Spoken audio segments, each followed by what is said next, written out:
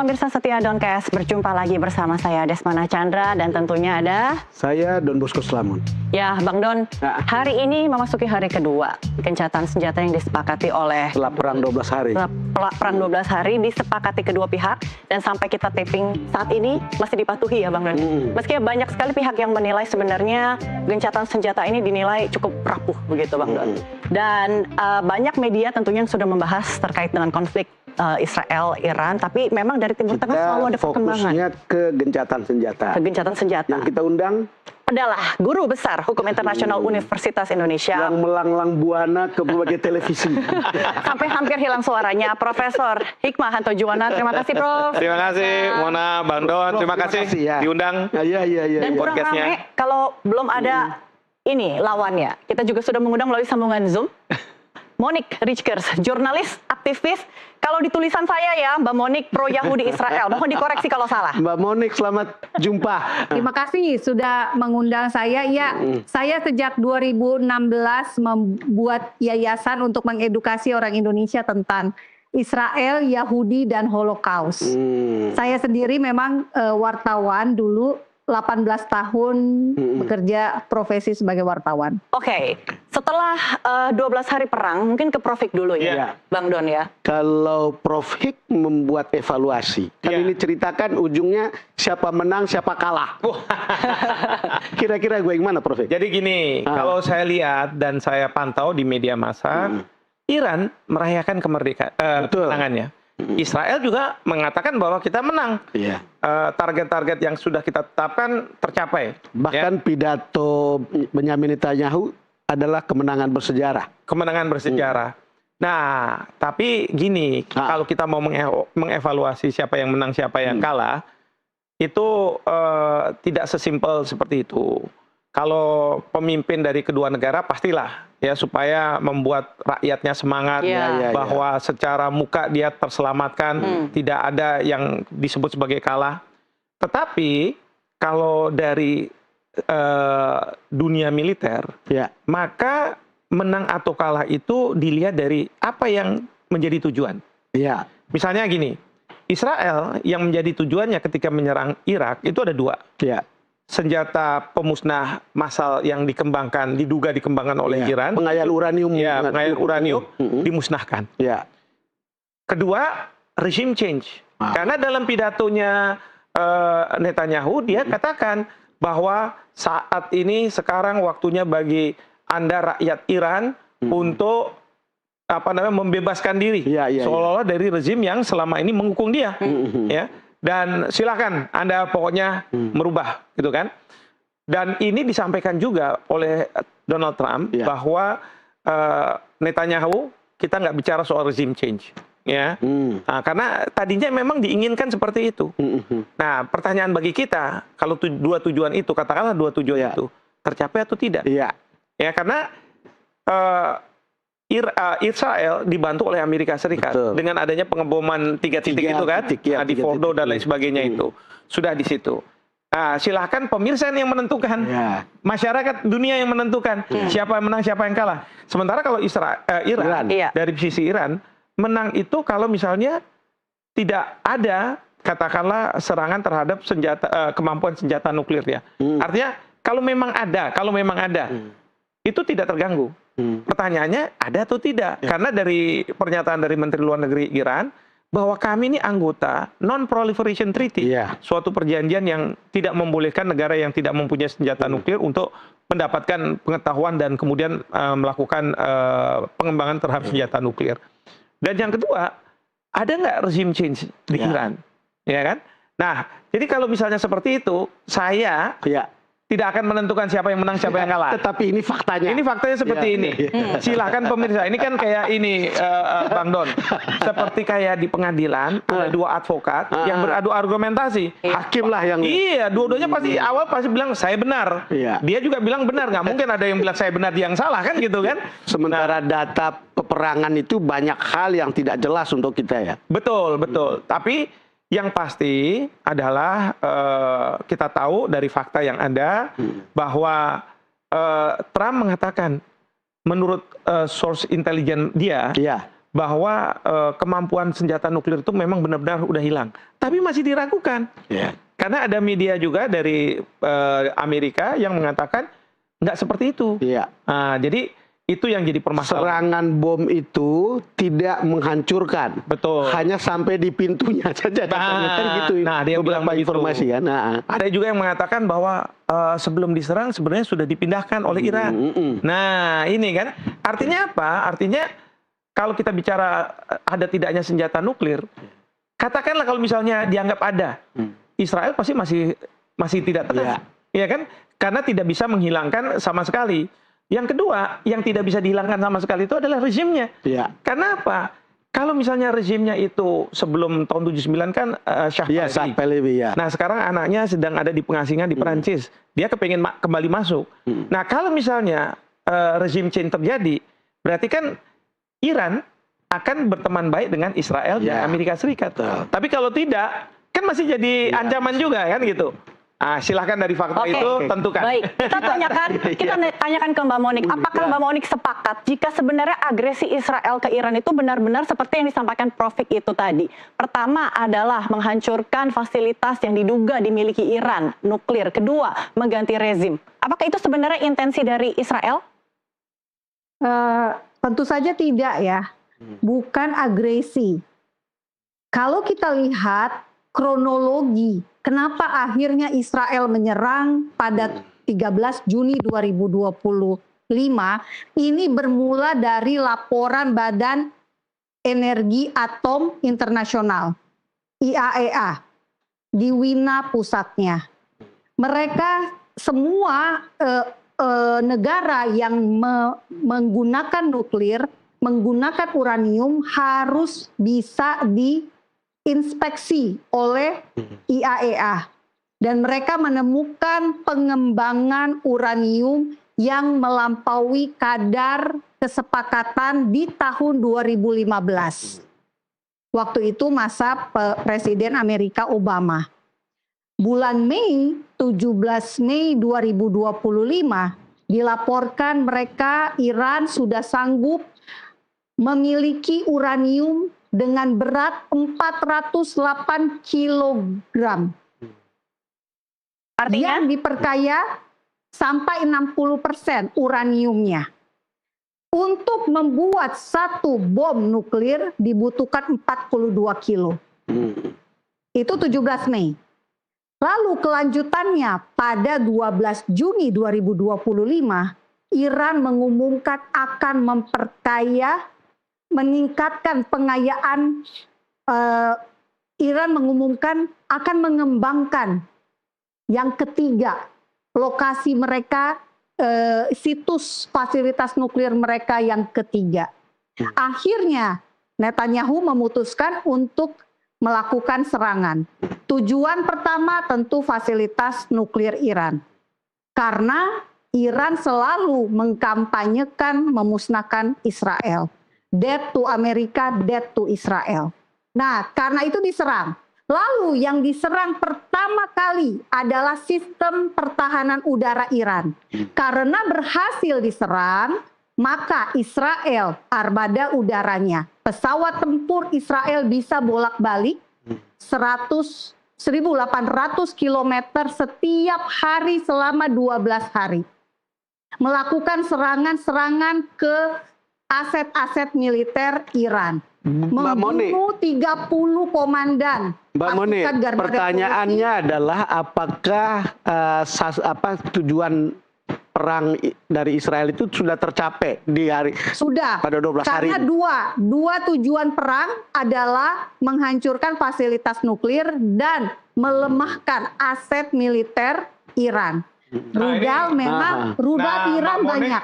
Mbak Moni nggak menyimak pidatonya Perdana Menteri Netanyahu nih, karena apa? Netanyahu minta ada regime change gitu kan? Boleh tapi saya kan koreksi, tidak ada. Pak Hikmahanto, maaf saya koreksi. Saya ini menerjemahkan video pernyataan ketika Israel menyerang Iran. Netanyahu, saya kasih judulnya Netanyahu _2 Israel serang Iran. Lalu kemudian karena berkembang, maka Netanyahu membuat pernyataan lagi. Kami tidak memusuhi rakyat Iran. Jadi itu pesan yang disampaikan Netanyahu bahwa dia tidak menyerang rakyat Iran. Tetapi menyerang rezim gitu. Boleh. Rezim Iran juga tidak diutak-atik sampai sejauh ini. Tanggal 15 Juni, Presiden Trump bilang tidak tepat kalau misalnya Netanyahu minta adanya pergantian rezim. Kemudian di dalam pidato Netanyahu itu, memang dia bilang kita tidak mengusir rakyat Iran, tapi mendorong supaya rakyat Iran sekarang waktunya kamu melawan rezim. Kan di Libya kayak begitu, di Irak kayak begitu. Irak kayak begitu, Syria kayak begitu. Iya. Dan orang lalu berpikir Iran bisa begitu juga. Nah, kira-kira seperti itu. Gimana Mbak Monik? Nah, begini. Kita harus simak baik-baik pidatonya Netanyahu ya.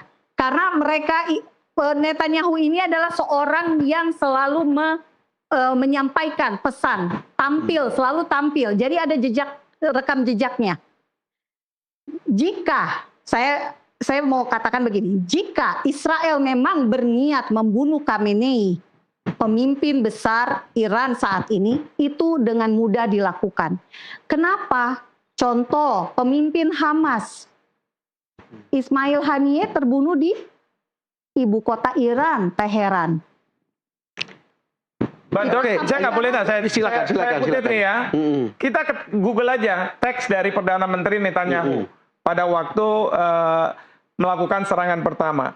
Dia bilang pada waktu paragraf, so to do the brave people of Iran. Ini kan bicara ke rakyat Iran. Bla bla bla bla. Terus kemudian dia bilang begini, the day of your liberation is near. And when that happens, the great friendship between our two ancient peoples will flourish once again. Itu nggak mungkin kalau misalnya Ali Khamenei yang masih menjadi pemimpin.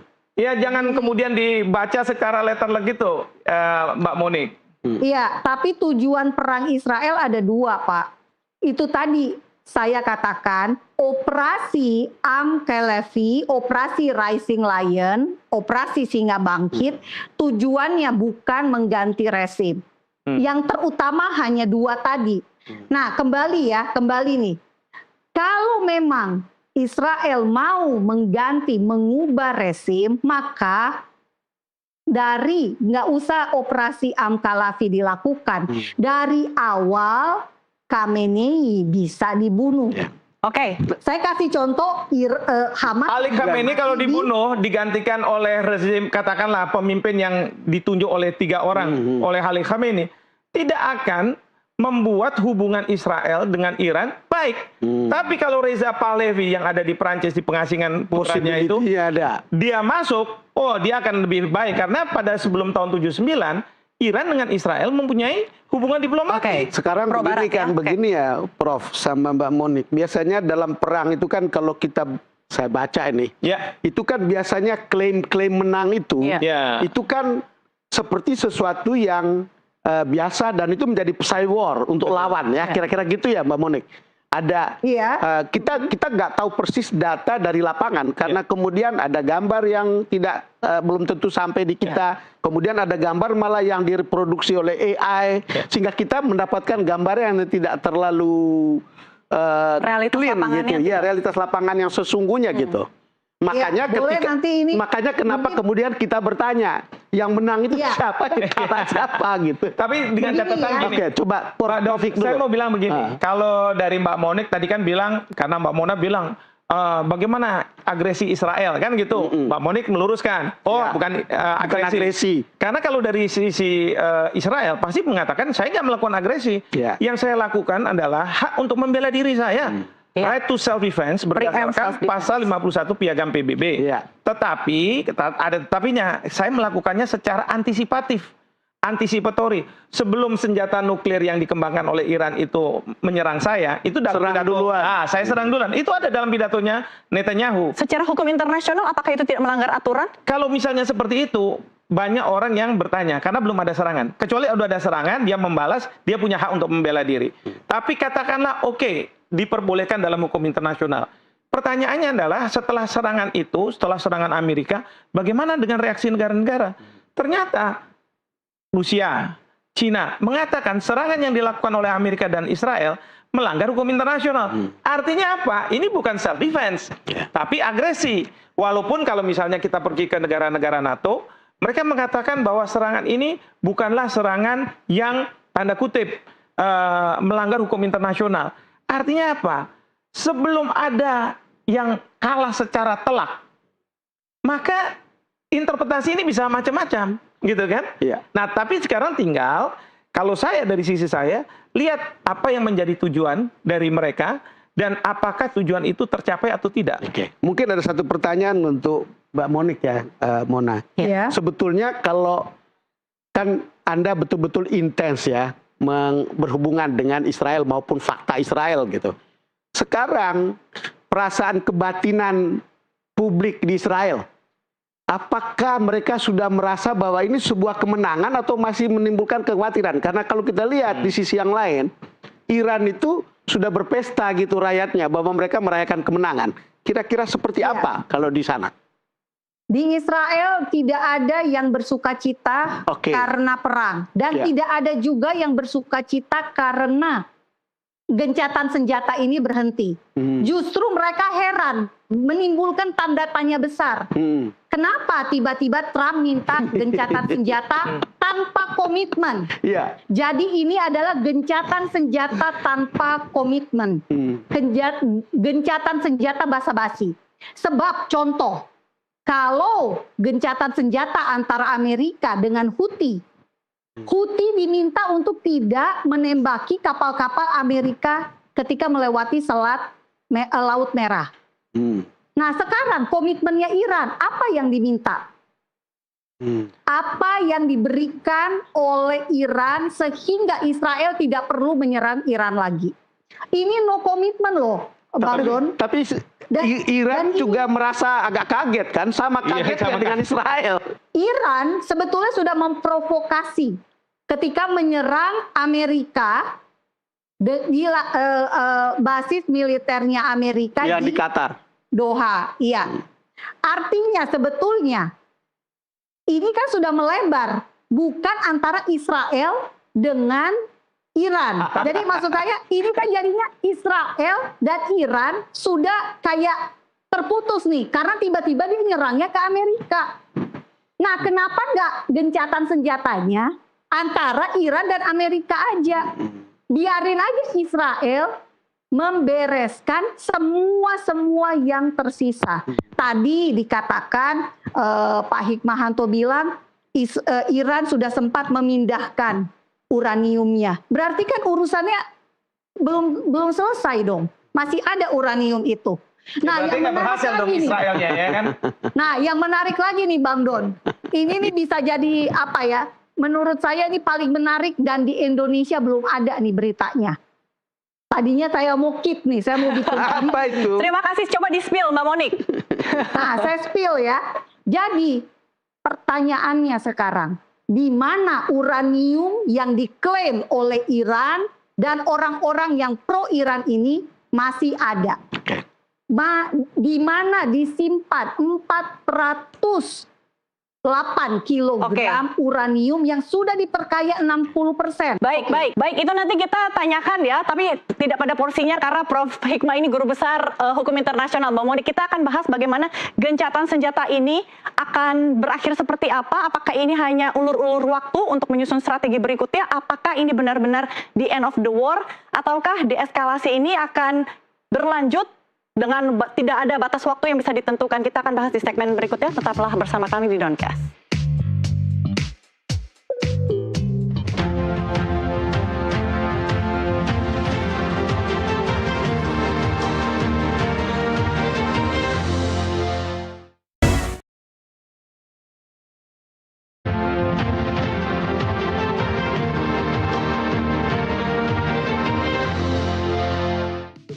Anda kembali menyaksikan Doncast, masih bersama kami ada Prof.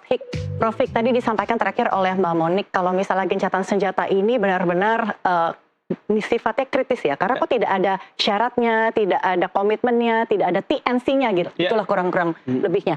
Jadi pertama ya, saya mau sedikit menyinggung soal gimana sikap dari rakyat Israel kan? Iya. Sebenarnya perang ini kalau menurut saya bukan Israel dengan tanda kutip Iran, tapi sebenarnya Netanyahu. Karena nggak bisa juga kita bilang Israel semuanya setuju. Sebagian dari rakyatnya pasti nggak setuju. Mungkin juga sebagian rakyat dia nggak mau menunjukkan kemenangan karena apa? Akan mengancam jiwa mereka ketika mereka keluar negeri. Jadi mereka lebih baik dia nggak usah euforia itu. Itu yang pertama. Yang kedua, kalau misalnya kita lihat perjanjian gencatan senjata ini, sebenarnya bukan perjanjian, terus terang. Karena Trump ditanya sama wartawan. Ini baru seruan sebetulnya. Ini baru seruan. Ya kan? Betul. Maka ini dianggap sebagai sangat gencatan senjata yang sangat lemah ini kan. Sewaktu-waktu bisa dilanggar. Belum ada syarat-syarat, belum ada pembicaraan sampai ke situ. Nah, Trump mengatakan memang belum ada, tapi minggu depan akan ada pertemuan. Ya. Nah, rakyat Amerika, media Amerika juga bertanya-tanya, ini pertemuannya apa? Apakah akan tekan-tekanan atau bukan, gitu kan? Tapi sampai dengan hari ini, gencatan senjata yang ada ini sebenarnya diusulkan oleh Trump. Dengan mengatakan bahwa pokoknya ya 12 jam ke depan kita nggak ada serang-serangan. 6 jam pertama Iran kamu jangan serang. 6 jam kemudian Israel kamu jangan serang. Kan begitu. Nah, tapi nggak ada apa-apa. Coba di Google, no agreement. Nggak ada agreement. Nah, Iran mau, oke, saya setuju. Walaupun ada juga serangan. Lalu kemudian Israel mau melakukan serangan yang lebih keras. Tahu nggak? Trump sama Israel. Netanyahu, Perdana Menteri Netanyahu bahkan pada waktu beliau mau pergi ke Belanda mengumpat dengan curse word-nya itu ya, F-word-nya itu. Saya kesal dengan Netanyahu. Gitu kan, they don't know what they are doing katanya gitu ya. Nah, ini menunjukkan apa? Trump mungkin dia nggak punya kendali terhadap Ali Khamenei, tapi dia punya kendali terhadap Netanyahu. Bahkan ada pernyataan lagi bahwa kalau misalnya Israel masih tetap menyerang Iran, maka Amerika Serikat tidak akan berada di belakang Israel. Tidak seperti yang sebelumnya. Ya kan? Nah, yang ketiga, yang agak aneh nih. Aneh itu gini. Trump mengatakan, kita akan terlibat atau tidak terlibat dalam perang ini dalam waktu 2 minggu. Ternyata serang. Berarti dia terlibat kan? Tapi beberapa hari kemudian dia bilang, saya jadi mediator. Gimana ceritanya? Gimana ceritanya? Orang yang berpartisipasi dalam perang tiba-tiba dia mediator. Dugaan saya karena Iran melakukan serangan balasan terhadap serangan Amerika terhadap fasilitas nuklirnya dalam 3 bentuk. Pertama, yang tadi saudari Monik bilang, tapi itu menurut saya nggak tepat tuh. Kok tiba-tiba melebar? Bukan. Iran melakukan serangan secara fisik ke Amerika, tapi kan nggak mungkin meluncurkan rudal ke sampai Amerika Serikat terlalu jauh. Jadi yang dia lakukan adalah mengirimnya ke pangkalan militer Amerika yang kebetulan ada di Qatar kan gitu. Nah, dia menyampaikan ke Qatar, saya nggak punya musuhan sama kamu ya, saya mau menyerang pangkalan Amerika Serikat. Oke, katanya Qatar. Tapi Qatar menyampaikan ke Amerika. Di situ Presiden Trump, kita berterima kasih sama pimpinan Iran. Bahwa kita diberitahu. Padahal sebenarnya diberitahu ke Qatar. Ya. Bahkan Trump bilang kita nggak akan membalas. Kenapa? Biar keluar kemarahan dari Iran ini. Out of their system. Nah, supaya apa? Supaya bisa dilakukan perundingan. Jangan-jangan memang ada kadang-kadang dalam perang itu nggak boleh ada yang losing face. Iya, memang betul itu. Itu kuncinya. Jadi nggak boleh ada losing face. Nah, Trump ini karena udah diserang sama Iran secara fisik. Kedua, pintar juga Iran. Kirim menteri luar negerinya ke Rusia untuk ketemu sama Presiden Putin. Lalu Putin bilang apa? Ya, itu pelanggaran hukum internasional. Di situ daya gentarnya Amerika dari Rusia itu luar biasa. Kenapa? Trump mikir juga kan, kalau sampai dia serang lagi, nanti Rusia akan ada di belakang Iran. Yang ketiga, Iran di parlemennya bilang, kita mau tutup Selat Hormuz. Waduh, rame lagi kan? Itu akan menggoncang dunia karena minyak akan naik jauh. Dan itu mengguncang bursa di Amerika. Dihajar oleh bursa Amerika si Trump ini. Akhirnya apa? Trump bilang lebih baik saya mundur nih. Kan sampai hilang muka nih kan? Dengan cara apa? Jadi mediator kan gitu. Jadi kalau dari segi Mbak Monik yang melihat dari sisi Israel, soal gencatan senjata ini. Melihat ada banyak sekali ancaman, baik itu dari fisik, kemudian ekonomi juga, apakah artinya keberlangsungan gencatan senjata ini bisa terus dipertahankan? Israel itu tidak mencari masalah. Israel itu itulah yang selalu diserang, ditargetkan. Dan kita harus ingat, Iran itu adalah kepala ular yang punya banyak sekali kaki tangan di kawasan. Ada Hamas di Gaza, Jihad Islam di Gaza, Hezbollah di Lebanon, Houthi di Yaman. Houthi ini kan pemberontak kan, tapi didanai juga oleh Iran yang memberontak terhadap pemerintahan yang sah di Yaman. Lalu ada milisi-milisi Syiah di Irak dan Suriah. Nah sekarang kalau kita lihat Israel itu sejak 7 Oktober 2023 satu persatu musuh-musuhnya itu bisa saya bilang dieliminasi secara struktur, secara kekuatan, belum secara total. Hezbollah sudah tiarap, Hamas petinggi-petingginya sudah dieliminasi dan juga udah dibongkar-bongkarin struktur organisasi militer mereka, sayap militernya Al-Qassam dan sebagainya. Lalu secara pergantian rezim, Assad sudah tidak ada. Jadi melemahkan Iran itu juga termasuk salah satu yang membuat kestabilan di Israel. Oke, Mbak Monik. Israel akan lebih tenang ketika tidak ada terorisme lagi. Mbak Monik, boleh nggak saya tanya, kalau ada regime change di Israel, katakanlah Perdana Menteri Netanyahu turun dan kemudian digantikan oleh pemerintahan lainnya yang lebih, katakanlah mild, tidak keras seperti Netanyahu. Mbak Monik ini kira-kira membela siapa sih? Netanyahu atau Israel? Jadi gini, semua mau kiri, tengah, kanan di Israel dalam menghadapi musuh mereka bersama loh Pak. Loh enggak. Mereka yang kesatuan oleh karena mereka musuhnya, mereka tahu musuh mereka itu adalah ingin menghabisi Israel sebagai sebuah bangsa. Kalau saya lihat, bahkan ada yang keras, tapi ada yang lebih persuasif untuk memastikan keselamatan dari rakyat Israel. Nama-nama oposisi yang ada di Israel, Benny Gantz, Yair Lapid, Naftali Bennett, semuanya bersatu mendukung Netanyahu, Avigdor Lieberman mendukung Netanyahu. Tidak ada yang tidak setuju jika menghadapi ancaman eksistensial. Ini masalah sebuah bangsa yang kecil. Israel itu 10 juta orang. 8 juta orang Yahudi, 2 jutanya orang Arab Palestina yang menjadi warga negara Israel. Dan sekarang masalahnya, saya sebetulnya ingin tanya ke Prof. Hik, kan sebagai ahli hukum internasional. Ini sebetulnya kalau kita bicara soal gencatan senjata, yang paling krusial itu kan soal nuklir. Ya. Sebetulnya. Ya. Misalnya Israel pasti akan mengatakan Iran tidak boleh. Tetapi Iran akan mengatakan kenapa Israel boleh? Kan dia punya. Itu saya mencoba menggali-gali data, katanya dia punya ratusan hulu ledak nuklir begitu. Sementara Iran tidak dikasih. Ini kan krusial. Dan memang juga satu sisi Israel ini kan kayak negara yang kejepit, negara kecil. Itu kayak ada sindrom kejepit. Jadi dia harus menjaga dirinya dengan cara begitu gitu. Nah, bagaimana caranya supaya poin tentang nuklir ini bisa selesai gitu? Iya. Kira-kira. Jadi begini, kalau dari sisi Iran, mereka bilang bahwa setiap negara boleh loh punya nuklir, iya kan? Termasuk kita Indonesia akan halnya mau punya nuklir untuk tenaga listrik. Nah, yang tidak boleh berdasarkan NPT di mana Iran itu jadi anggota, itu adalah mengembangkan nuklir itu untuk senjata, iya kan? Tapi kalau Israel, saya kan nggak anggota NPT, boleh dong saya membangun senjata nuklir. Tapi kalau misalnya ditanya, berarti kamu nggak boleh dong bisa diserang juga? Oh enggak, karena senjata itu nggak saya gunakan untuk memusnahkan negara lain.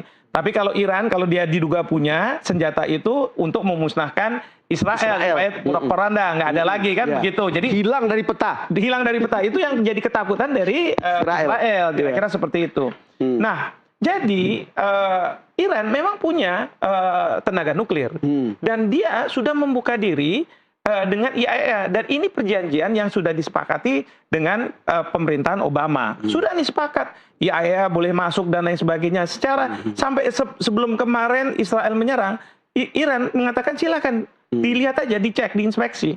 Nah, cuman pada masa Trump yang pertama, dia bilang, ini nggak bagus nih katanya, hapuskan. Kita pokoknya harus lebih keras daripada ini. Nah, yang kedua, negosiasi lagi. Nah, negosiasi yang kedua ini inginnya supaya Iran dihilangkan kemampuan untuk memiliki tenaga nuklir yang sama sekali nggak boleh. Lalu kalau tidak salah dalam pemeriksaan itu kan diduga bahwa dalam waktu setahun mereka akan punya yang namanya senjata nuklir itu, yang kemudian membuat Israel menyerang kan? Nah, ini sebenarnya kan ada dugaan-dugaan seperti itu. Dari Israel pasti mengatakan seperti itu. Nah, saya masih ingat ketika Direktur Intelligence dari Amerika, waktu ditanya, ada nggak kemampuan senjata nuklir dari Iran? Nggak ada. Wah, Trump marah. Salah itu. Terus berbalik kemudian.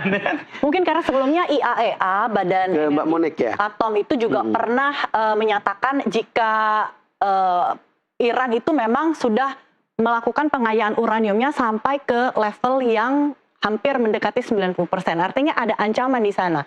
Mbak Monik, kalau misalnya Anda melihat seperti itu, apakah ini menjadi dasar alasan kemudian Israel akhirnya kemudian melakukan penyerangan ataupun agresi ke Iran? Iya, karena pernyataan dari IAEA itu, Mbak. Iya, justru itu. Karena sudah ada laporan bahwa ini sudah 408 kilo. Dan sudah 60%. Syarat yang dibolehkan bagi Iran untuk menggunakan nuklir sebagai bentuk energi nuklir damai itu hanya 3,67%. 3,6. Jadi beda banget dengan 60% gitu ya. Jadi Iran sudah sangat memperkaya uraniumnya. Mampu membuat bahan bakar membuat bom nuklir. Saya sebetulnya ingin nanya satu dulu ke Mbak Monik. Tadi kan saya kasih tahu ke Prof Hik soal sindrom kejepitnya Israel. Oh iya. Kan kira-kira begitu ya. Apakah karena sindrom yang begini kan bisa jadi paranoid ya? Ketakutan, lalu kemudian apa-apa di sekitarnya, lalu kemudian sangat sensitif, lalu kemudian kan kira-kira begitu. Pemahaman Anda tentang itu gimana? Oke, jadi begini Bang Don, di Israel itu ada namanya doktrin Begin. Doktrin Begin ini dinamakan demikian dari Menahem Begin ya? Israel Menahem Begin, betul. Nah, di sini mereka sudah punya satu doktrin bahwa ketika negara yang dianggap ingin memusnahkan Israel, maka Israel harus melangkah lebih dulu untuk mencegah itu terjadi. Karena kita bicara tentang bom nuklir. Satu bom saja sudah bisa memusnahkan dengan dampak radiasi yang kita lihat seperti di Hiroshima dan Nagasaki. Nah, doktrin Begin inilah yang dilakukan oleh Israel pada 1981 ketika menghancurkan nuklir Irak, Osirak. Lalu 2006-2007 di Suriah. Sekarang 2025 di Iran. Jadi ini sebetulnya bukan langkah tiba-tiba. Semua Perdana Menteri, semua yang menjadi pejabat di Israel tahu doktrin Begin ini. Sekarang saya boleh tanya nggak sama Monik? Apakah negara Iran mau memusnahkan Israel? Karena kalau misalnya pemerintahan Pahlavi kayaknya enggak deh. Ya betul. Nah, iya makanya bukan negara. Jadi pemerintah.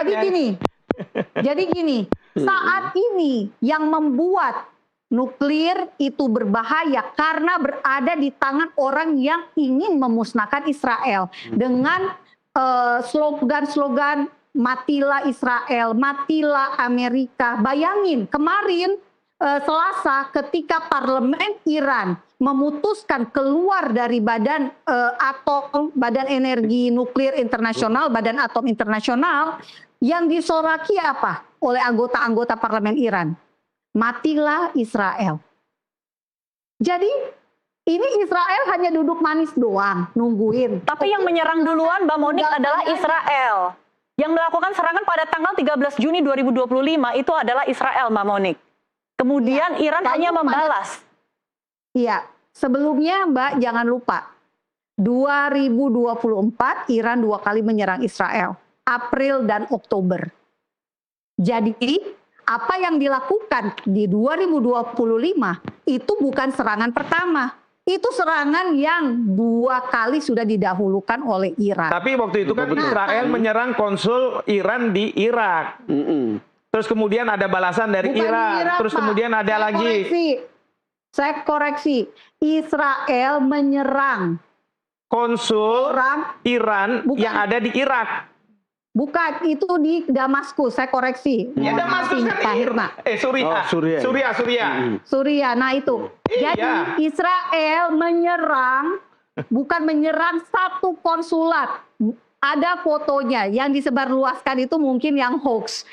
Israel menyerang garda revolusi yang sedang datang ke Suriah.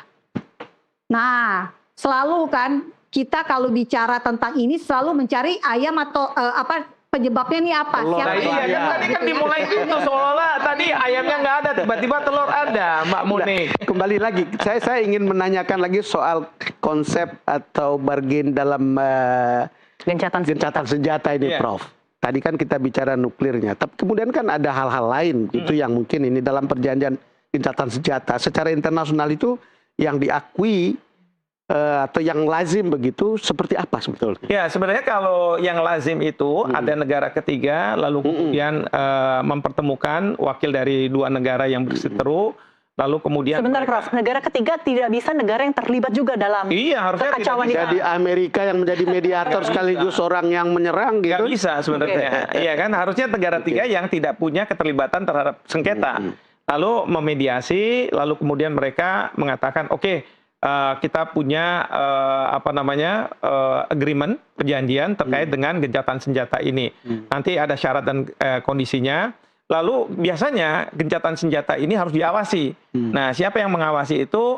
Bisa aja nanti UN memandatkan PKO, Peacekeeping Operation misalnya gitu kan, untuk mengawasi supaya tidak terjadi letupan-letupan lagi. Dan kemudian juga bisa juga pihak ketiga. Nah, biasanya dilakukan seperti itu terms and conditions-nya. Nah, nanti kalau sudah sepakat, nanti bisa lagi ke tingkat yang lebih tinggi lagi, perjanjian perdamaian gitu ya. Nah, tapi yang terjadi di kemarin ini, itu belum ada apa-apa. Belum ada apa-apa. Cuman Trump mengatakan 6 jam ke depan jangan ada serangan dari Iran. 6 jam kemudian jangan ada serangan dari Israel. Jadi masih jauh dari gencatan senjata permanen yang sementara aja belum jelas. Betul sekali, masih jauh. Maka dianggap bahwa ini fragile, sangat-sangat ini karena sewaktu-waktu dari Israel bisa melakukan serangan. Tapi kalau Israel melakukan serangan, Trump udah bilang, saya nggak akan backup ya kamu ya. Kamu silahkan menghadapi Iran sendirian. Ya kan? Mbak Muni, kalau begitu apa yang mendorong Israel menyepakati gencatan senjata ini? Mengikuti inisiatif dari Amerika Serikat kah atau ada dorongan superpower dari negara-negara Eropa lainnya? Saya melihat dari sikapnya Netanyahu ya. Ketika Trump mengumumkan gencatan senjata itu jam 3 pagi waktu Israel. Mungkin itu adalah berita paling mengagetkan di Israel. Karena apa? Karena nggak ada yang namanya prolog dulu gitu loh. Sampai hari ini, wartawan-wartawan Israel itu masih mengusut ada apa sih di balik pernyataan Trump. Gencatan senjata ini kenapa terjadi? Analisa saya, ini semua adalah hasil bujukan Qatar kepada Trump. Ingat, Qatar pernah Qatar memberikan pesawat kepresidenan ya. Betul, buat Trump. Jadi ada ikatan yang cukup. Ya, kalau analisa saya nggak mengatakan seperti itu, Mbak Muni.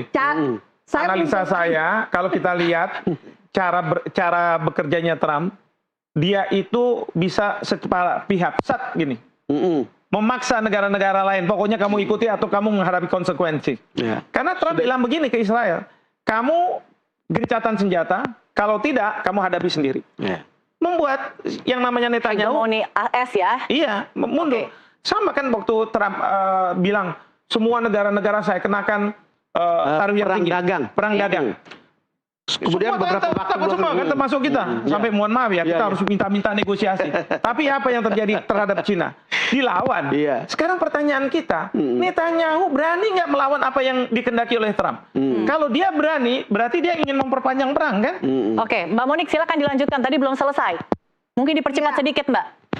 Ya, jadi ketika Trump mengumumkan, ini tentu saja Netanyahu tidak bisa untuk melakukan target-target yang memang sudah ada di depan mata mereka.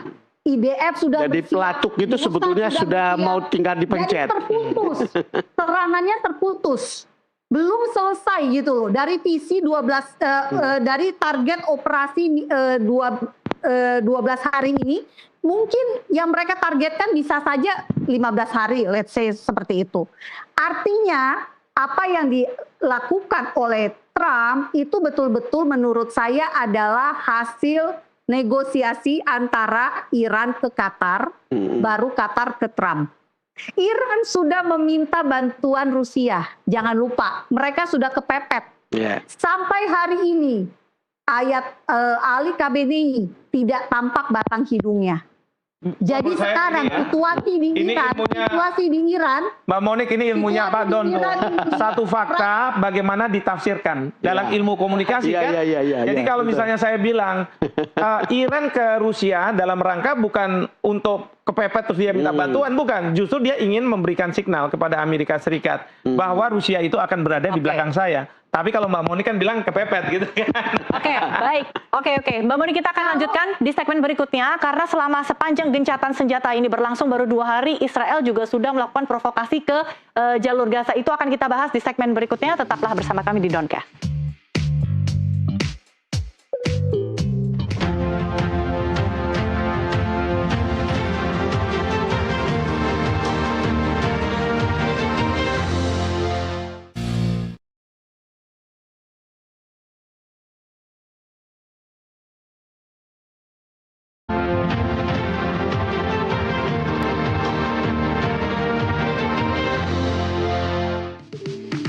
Kembali di Doncast, dan di segmen terakhir ini kita mau membahas bagaimana ketegangan geopolitik di Timur Tengah ini juga secara tidak langsung membawa ancaman ya untuk stabilitas baik itu global dan juga regional. Dan terasa sampai di sini gitu. Panas ya di studio kita. Sampai di sini gitu, Mbak Monik.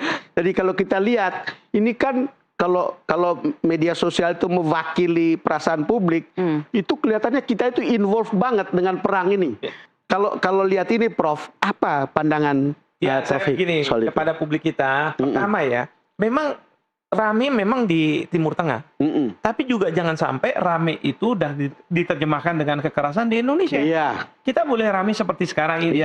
Saya dialog dengan Mbak Monik yang mungkin bisa berbeda pandangan, nggak apa-apa. Untuk memberikan pemahaman kepada publik kita tentang, oh begini ceritanya, oh begini. Tapi saya mohon, jangan sekali-sekali menerjemahkan itu oleh publik kita ke dalam bentuk misalnya kekerasan dan lain sebagainya. Karena itu tidak sesuai. Tapi yang ketiga, ini yang penting bagi pemerintah nih. Pelajaran bagi pemerintah, kita harus punya contingency plan. Katakanlah kalau sekarang, dalam posisi sekarang, ini sudah bereskalasi. Ya, sekarang kalau eskalasinya tambah besar, katakanlah sampai, mudah-mudahan nggak terjadi ya, sampai pengelompokan antar negara banyak, terus kemudian terjadilah yang disebut sebagai Perang Dunia Ketiga, itu apa contingency plan kita? Ya, bagaimana sikap Indonesia? Memang Bapak Presiden sudah mengatakan, kita ini politiknya non-blok, bebas aktif, kita tidak akan kemana-mana. Oke, tapi kita lalu mau melakukan apa? Misalnya, saya usulkan, kalau Presiden Bush dulu pernah membuat Coalition of the Willing untuk masuk ke Irak karena mendapat mandat dari PBB. Dan sekarang kalau kita bicara PBB, udahlah, nggak ada artinya. Pasti diveto apapun resolusi, apakah oleh Amerika, apakah oleh Rusia. Satu aja pemegang veto memveto selesai. Kan? Nah, jadi sekarang usulan saya, Bapak Presiden bisa menginisiasi apa yang disebut sebagai Coalition for Peace.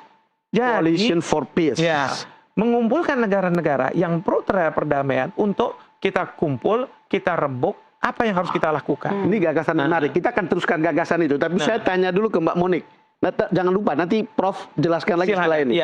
Mbak Monik, kalau lihat keterbelahan di udara maya kita di Republik ini, apa yang Anda pikirkan? Karena Anda juga banyak dibully kan? Pro kontranya banyak gitu. Iya, iya. Terima kasih ya. Ini memikirkan nasib saya gitu ya, Bang Don. Nah, karena ada fakta di media sosial kayak begitu, Mbak Monik. Iya, jadi gini. Saya setuju ya dengan pendapat Coalition for Peace. Kita memang perlu suara-suara perdamaian. Tapi selalu kampanye saya adalah damai hanya bisa tanpa teroris. Selama negara seperti Iran menyokong, mendanai, melatih militan-militan menjadi teroris untuk membunuh orang Yahudi, warga Israel, itu tidak bisa damai. Nggak mungkin. Bagaimana caranya kita berdamai dengan orang yang mau membunuh kita? Definisi teroris apa ya Mbak Monik? Karena kalau misalnya Israel menyerang anak-anak perempuan di Gaza, itu bukan teroris gitu kan? Jangan-jangan teroris itu tergantung dari perspektif siapa nanti? Ya, definisi saya jelas.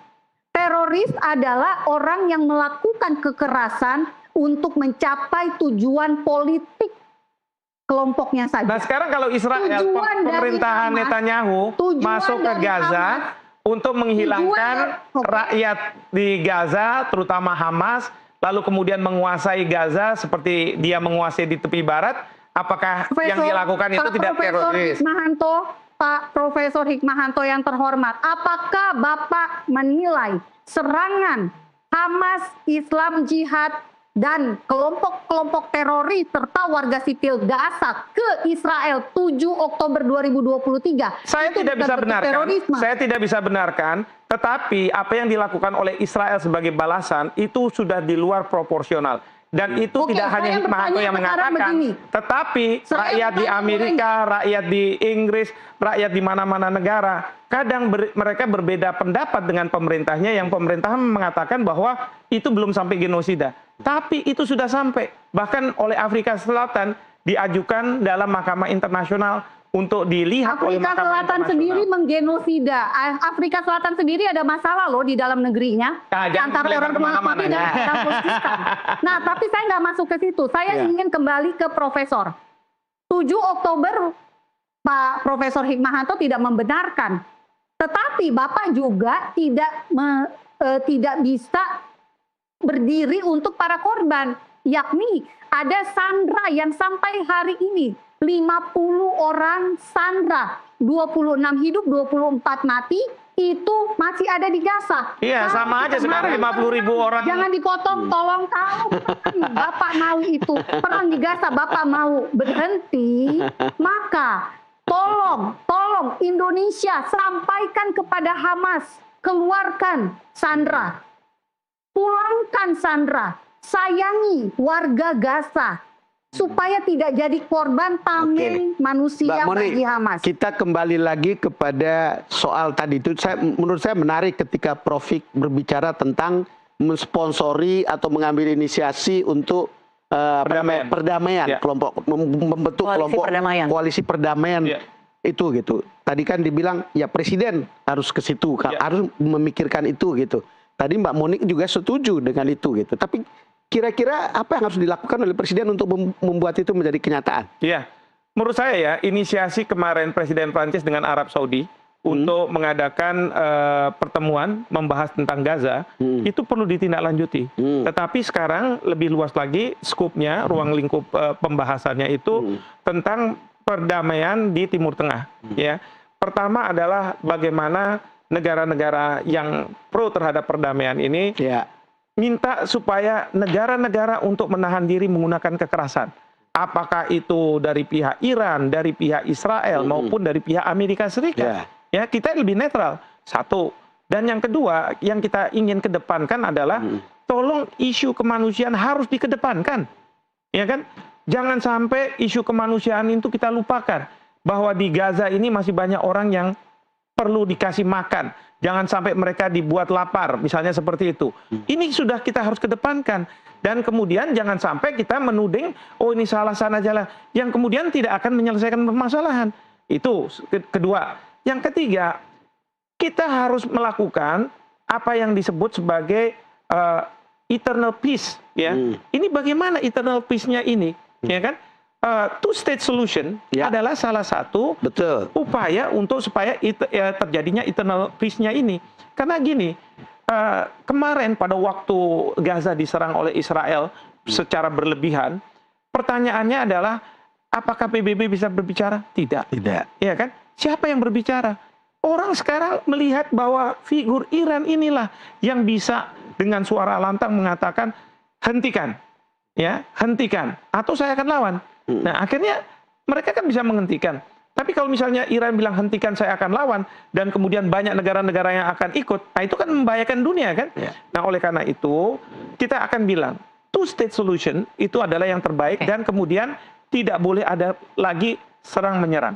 Oke, Mbak Monik, coba dijelaskan Mbak Monik, di tengah kesepakatan gencatan senjata ya antara Iran dan Israel, beberapa jam terakhir, 24 jam terakhir ini Israel melancarkan serangan ke Gaza, tepatnya di lokasi bantuan kemanusiaan. Di sana banyak sekali bantuan kemanusiaan ini yang tidak bisa tersalurkan, apalagi orang-orang Palestina yang ke sana malah tertembak oleh militan-militan Israel di sana. Apa yang bisa Anda baca dari situasi ini? Pertama, saya mau kasih tahu bahwa yang ada di Gaza itu adalah tentara pertahanan Israel atau IDF, bukan militan Israel. Yang kedua, semua penyaluran bantuan kemanusiaan untuk warga sipil Gaza selama ini diambil oleh Hamas. Gaza tidak mendapatkan apapun karena Hamas hanya mengambil untuk dirinya.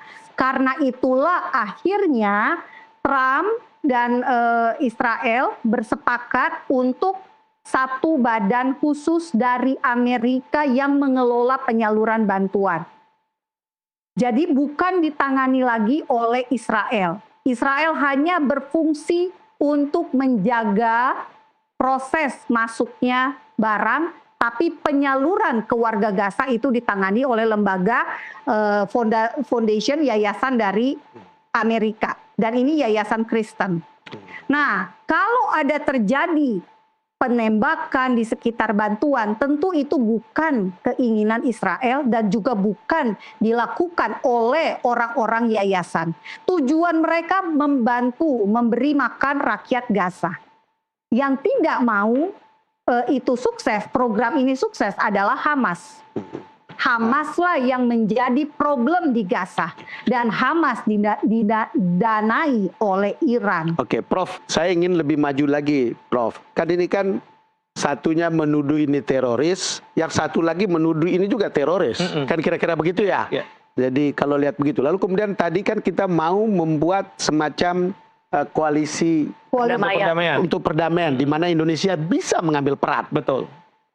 Dalam situasi seperti ini, kan di internal kita mungkin juga ada faktor-faktor ideologis yang bisa jadi soal. Iya.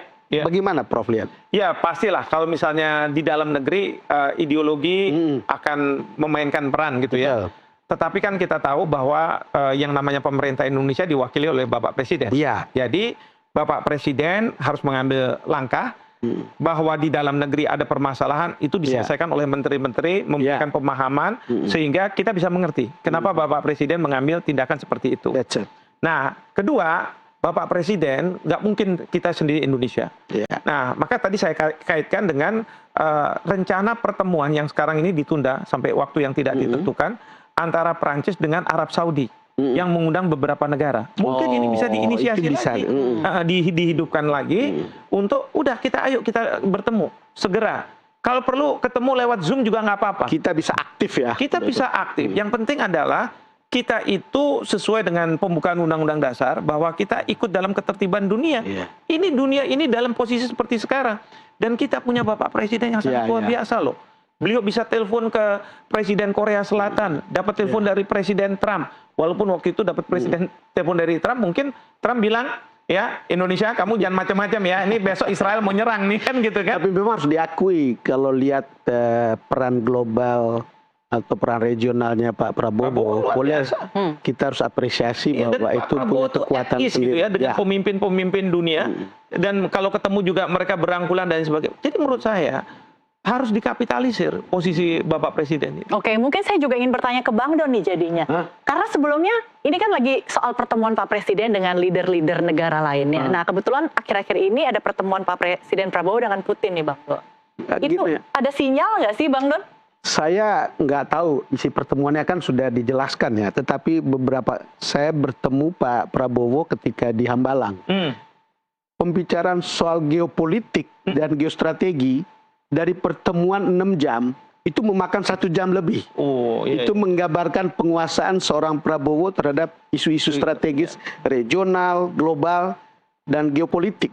Termasuk pada waktu itu dia bilang, kita tidak bisa taken for granted. Itu tidak akan ada perang. Jadi saya lihat itu sekarang, dia bilang itu kemungkinan ada perang. Orang berpikir Rusia, Ukraine. Lalu kemudian ada lagi perang, tiba-tiba ada India. Waktu itu belum kejadian. India, Pakistan. Sekarang sudah ada lagi Iran sama Israel. Pada waktu itu beliau sudah, mungkin karena naluri dan sebagai militer. Tapi dia juga kan kutu buku yang bisa membaca banyak hal tentang itu. Jadi kalau lihat itu, saya rasa kan ketika di Saint Petersburg, kan Presiden Prabowo sudah tetap menegaskan posisinya sebagai non-blok. Pada saat ketika misalnya kita lihat Putin mungkin akan ada di Iran, kan gitu.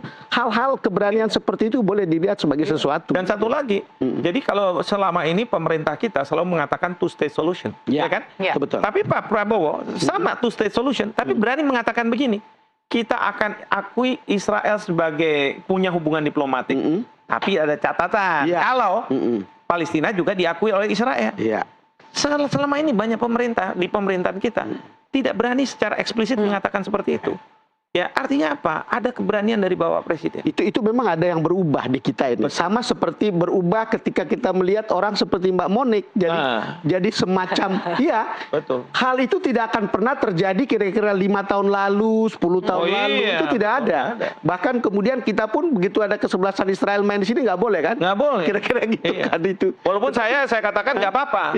Karena yang kita lawan bukan kesebelasannya, tapi pemerintahnya yang nggak mengakui Palestina. Baik, terima kasih Prof. Hik, terima kasih Mbak Monik. Waktunya juga sudah cukup ya, saya rasa. Mudah-mudahan habis waktunya. Tapi kita harapkan ketegangan ini mereda ya. Jadi kita semua tidak perlu lagi duduk di meja panas ini untuk membahas isu-isu yang panas ini. Terima kasih Prof. Hik. Terima kasih Mbak Monik. Ya, terima kasih Bang Don, Mona. Ya, eskalasi konflik dan ketegangan ini pemirsa memang tidak ada yang menginginkannya ya, siapapun tidak ada yang mau, sehingga deeskalasi gencatan senjata menjadi benar-benar satu hal yang perlu diperjuangkan. Tapi setiap negara juga harus bisa membangun atau mengikuti perkembangan peradaban, karena ancaman itu ketika datang tidak ada yang bisa menebak. Sekian Doncast hari ini, saya Desmona Chandra. Saya Don Bosco Slamet. Kita jumpa lagi di Doncast berikutnya.